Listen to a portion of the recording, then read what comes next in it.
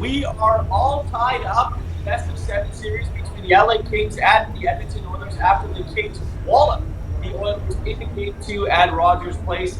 Dennis, our coverage here on the fourth period brought to you as always by BitFi. Look, I want to jump right into this right now. The LA Kings and the Edmonton Oilers pretty close after the first period, and then that's where things kind of got away for the Kings. Yeah, or if you know, I looked at the score sheet after one. It was 0-0 in this game, and then a power play, a shorthanded goal, an even strength goal. Here's the thing about the Kings, Irf.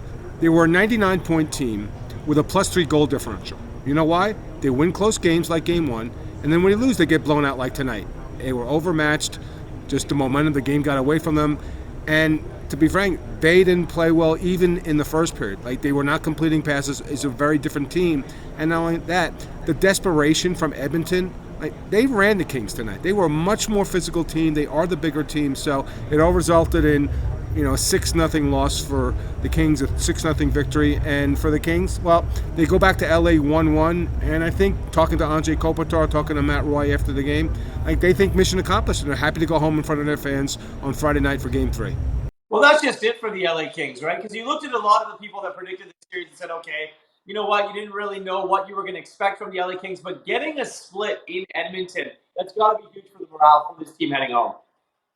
Yeah, absolutely. But again, Edmonton, when things are going great for Edmonton, that's what they look like. They're a powerful team offensively. Yeah, they got some bounces on Kane's first goal, but they were just clicking on all cylinders. They played with the proper desperation. They talked about having nerves after Game 1.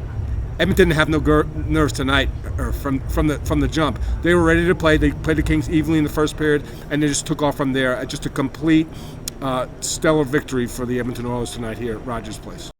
Okay, so let's talk about the Edmonton Oilers for a second. Evander Kane had 3 points, but Mike Smith, we talked about him before the game. And the last time he had a playoff win, all the way back to 2019, it was a shutout. You know what? Tonight was a shutout as well for the Edmonton Oilers. What did you make of Mike Smith's game tonight? Well, or if it might have been a different story if that first shot of the game that trickled through him went over the net. But he was big when he had to be. He made some big stops, had a lot of run support, so they weren't playing from behind like they were in Game 1. So to me, yes, he played well. Yes, he got a shutout. And that's the type of play they're going to need from him in this series. To win this series, he's going to have to make the big stops in the big spots. He did that tonight, not so much with Jonathan Quick. If I was Tom McClellan, I would have pulled Quick when it got to 5-0, but I assume they're going to ride with him in Game 3 because Cal Peterson really hasn't played a game in over a month at this point in time. So just a commanding victory from the second period on for Edmonton. Yeah, just very quickly, Dennis, why do you think McClellan didn't pull him? Because he's his guy. Yeah. And I think that he didn't. And I've said this on Twitter. Like, which goal did he give up that was really his fault? Right, Leon, no brainer. Like the shorthanded goal, they had opportunity to keep the puck in, and that's what Todd said. He'd keep the puck in the zone. McLeod's tip couldn't stop that. Kane got a bounce. So John didn't play well. He got no run support, and again, that's the issue with this team. When they lose big because they don't get a lot of run support. And so Quick, I got to suspect he's going to go back for Game 3 and be in nets in Los Angeles as well.